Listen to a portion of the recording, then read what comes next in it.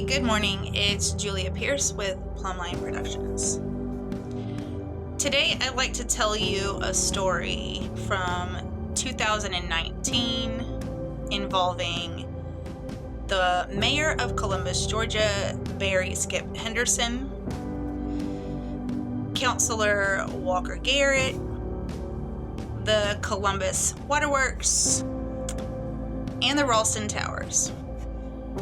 And what many of you may not know is that my research exposed a scandal involving all of them. I'm going to be presenting evidence to back up my story. I found out about this scandal as someone being constructively evicted by a local slumlord. So the citizens of Columbus were told that the Ralston Towers was way under code. But also we were told that the tenants were facing eviction because the water bill had not been paid. And I became curious because during the eviction that I was in, I saw Walker Garrett representing the Ralston Towers in the eviction of a veteran. And I became curious because we were told that the Ralston was owned by a New Jersey company called PF Holdings. So true to nature, I did some digging, and I found that the city had a municipal bond on the Ralston Towers. So when I saw the congressman Bishop and Drew Ferguson touring this facility, and then it was stated that they couldn't get relocation vouchers for this eviction, which I knew if a landlord is having to move you out of your rental property before your lease is up, that they have to foot the expense of relocating you. And this was also Section 8 housing, so they have to have relocation vouchers. But when I found this information, I became furious, and I think that you're going to become furious too. So I'm just going to read you the email that I ended up writing to the Office of Inspector General. But I want to preface you that this came on the heels of me also contacting the Urban Housing and Development Board, and Ben Carson is actually responsible for those vouchers, I believe, because of my contact. I contacted him before Bishop did. So you see how it says hotline at hudoig.gov, and I entitled this Fraud, Ralston Towers, Columbus, Georgia. Hello, my name is Julia Pierce, and I am a citizen of Columbus, Georgia in Muscogee County. In July of this year, one of your inspectors, Samuel Tafur, toured the Ralston Towers and gave it an overwhelming low rating, which required immediate attention of the owners. We have been told it is PF Holdings LLC in New Jersey. I would like to interject that I believe the owner of this building is actually the citizens of Muscogee County and our leadership. Recently, I was in court for a constructive eviction performed against my family, where I witnessed two elderly tenants being evicted. I noticed that one of our councilmen, Walker Garrett, was performing the evictions. I found this puzzling because for several years, we the citizens have been following the multiple issues with the Ralston, and as a community have raised our voices and pitched in where we could. I asked myself, why would a city councilman be performing an eviction for a company in New Jersey? I did some research and found that there is an active municipal bond on the Ralston that is held by the Columbus Development Authority, and trades, investments have been made toward this bond as recent as September of this year. This further caused me to question, how could a city have a municipal bond on a building that they do not own? It is my belief, as well as others, that we are being lied to, but more importantly, so are these lovely elder folk and veterans. I was able to pay the rent needed for one of these veterans the day I saw Walker Garrett performing the eviction, and it seemed as though he and the legal aid representative were angry that I did so. Sirs, madam, these leaders of our city are attempting to constructively evict these tenants and are blaming it on a patsy company in New Jersey that they most likely created. We have watched them, as owners of our Columbus Waterworks, issue multiple threats to turn off water to the facility, threatening the lives of the tenants unless the owner pays. May I ask, isn't it vicious to say we will shut off the water? Shh, we own the water company. If the owner doesn't pay, shh, we are the owners of the Ralston too.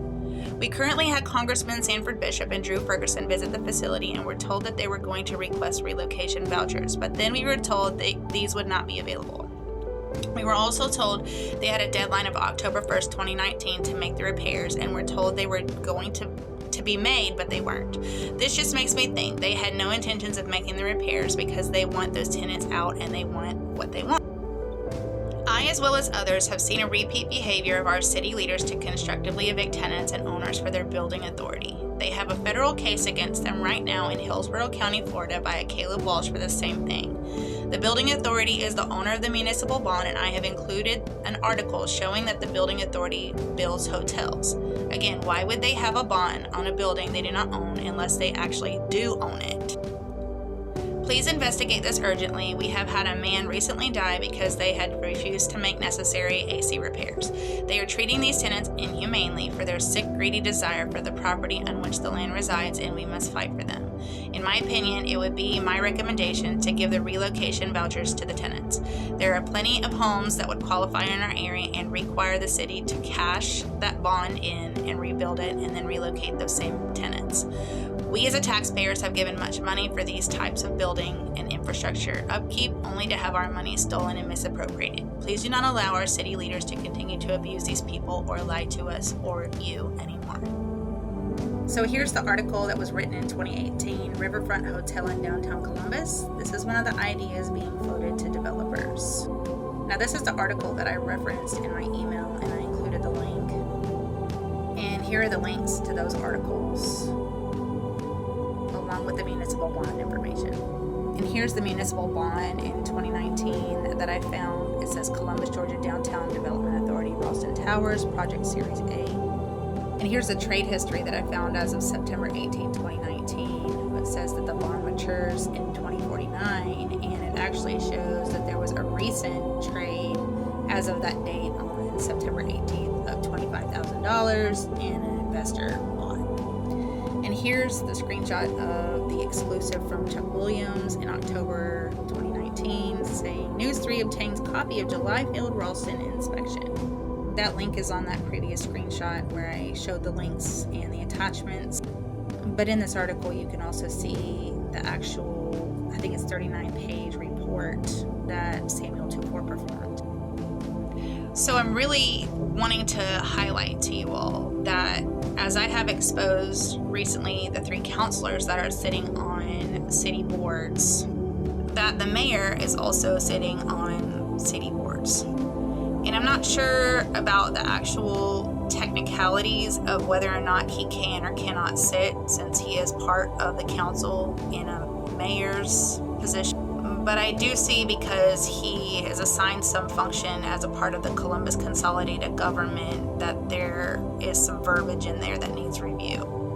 But my question is, if the Columbus Waterworks' website says that they are underneath the direction of a 5-member board of water commissioners, and Barry Skip Henderson is the main leader on that board, then why were they telling the citizens that these people were going to be evicted for the water company not being paid when they own the building? And if Barry is on the water board and he regulates the taxes, the budget, the fees, all of that stuff, then why did he tell everybody that this was owned by a New Jersey company called PF Holdings? And why were these people even evicted? Because we see actually that there's a new hotel, just like I suspected in 2018. As a side note, I ended up calling PF Holdings in New Jersey. They had no idea that any kind of litigation was going on. In fact, when I talked to the attorney for the company, she indicated that they didn't own any property in Georgia.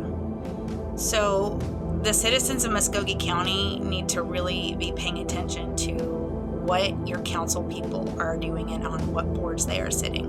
And you can find this information on the Columbus Consolidated's website. It's public information. Make sure to follow me on TikTok, YouTube, and Facebook. Bye.